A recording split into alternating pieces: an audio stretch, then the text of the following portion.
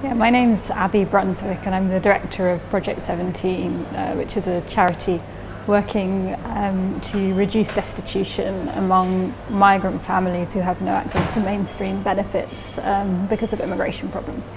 I'm not sure if we're effective in counteracting hostile environment policies. A lot of our work is very sort of on the front line at the coalface. We're working with individual families a lot of the time to try and access this very limited form of support. And even when we are successful in accessing that support, we're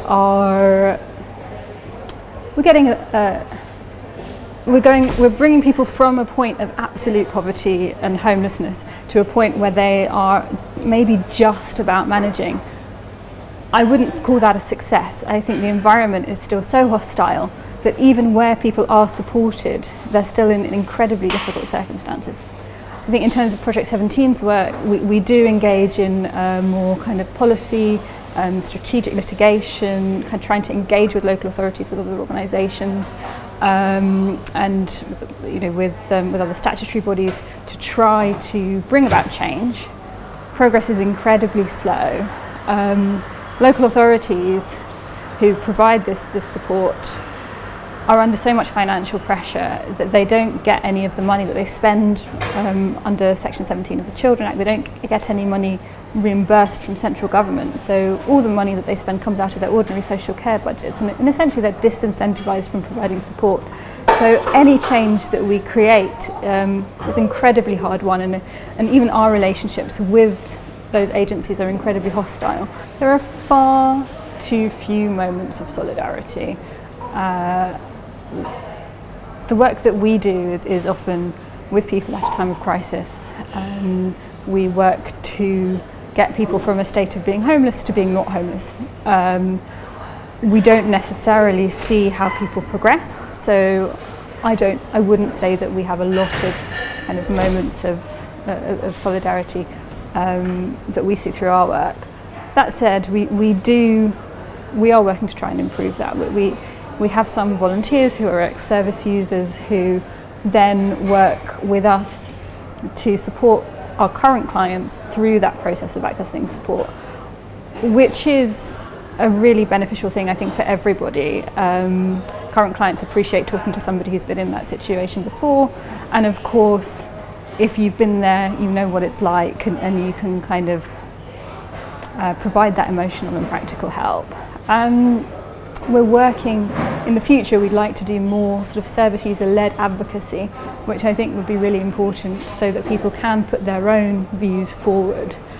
We're also, at the moment, doing some research with children about their experiences of homelessness and trying to access support, which again, we've run a workshop with children about their rights, which I think was a moment of solidarity as the young people were able to understand what should have happened, and also the fact that their experience is not necessarily unique, that this is a structural problem, that they are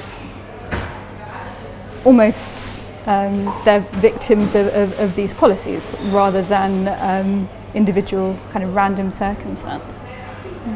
My name is Dr. Rachel Humphreys. I'm a lecturer in sociology at the University of Birmingham. In my work, what we're trying to do to counteract the hostile environment is not just to look at the very explicit policies, so for example, where these internal border checks are emerging, which are quite well documented by activists and advocates, but to also look at these invisible effects of the hostile environment so that everyone can identify how it emerges in their lives, and through being able to find these solidarities across people, then we can form new links. So, for example, after Brexit, EU families were suddenly faced with the idea that they themselves might have an uncertain legal status, and the hostile environment really emerged for them as something that was very salient and really unsettled their whole sense of the UK as being a safe and welcoming place and a good place to bring up their children. All of these ideas around identity and belonging and home were brought up in Brexit. And so to find the links then across different groups, EU migrants, for example, other migrants, and also people who are not migrants, and how they are also being entwined into hostile environment policies, I think that we can find these kind of new solidarities. But it takes a lot of work.